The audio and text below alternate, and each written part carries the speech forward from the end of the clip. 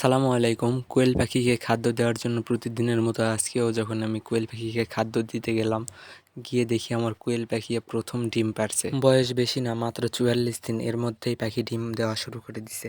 যেটা দেখার পরে আমি তো অনেক খুশি হয়ে গিয়েছি। যারা কোনো কিছু পালন করেন এবং তার থেকে যখন ডিম অথবা বাচ্চা পান, তারাই বুঝবেন যে এর আনন্দটা কেমন হয়। আমিও যখন দেখলাম যে আমার পাখি প্রথম ডিম দিছে, আমার মনের মধ্যে এতটাই আনন্দ হচ্ছিল বলে বোঝাতে পারবো না। এই বাচ্চাগুলো যখন ছোট ছিল তখন থেকেই আমি তাদের খাদ্য খাইয়ে খেয়ে বড় করেছি এবং এখন তারা ডিম দিচ্ছে আলহামদুলিল্লাহ। যেহেতু এগুলো পাখি আমি বাড়িতেই মেশিনে ডিম দিয়ে সেই ডিম থেকে বাচ্চা ফুটাইছি, সেহেতু এদের প্রতি আমার একটা মায়া আবেগ থাকবে, এটাই বাস্তব।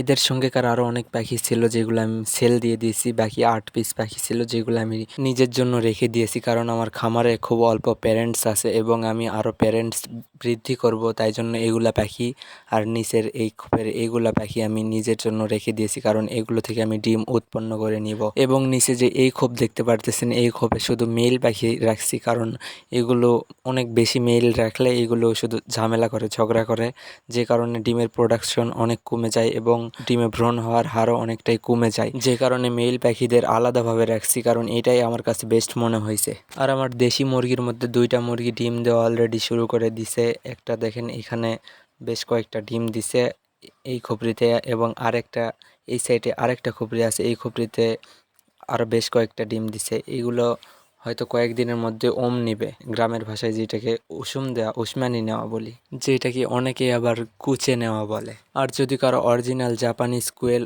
অথবা মিশরীয় ফাউমি মুরগির প্রয়োজন হয় অথবা মাংসের জন্য পাখির প্রয়োজন হলে যোগাযোগ করতে পারেন স্ক্রিনে দেওয়া এই নম্বরে।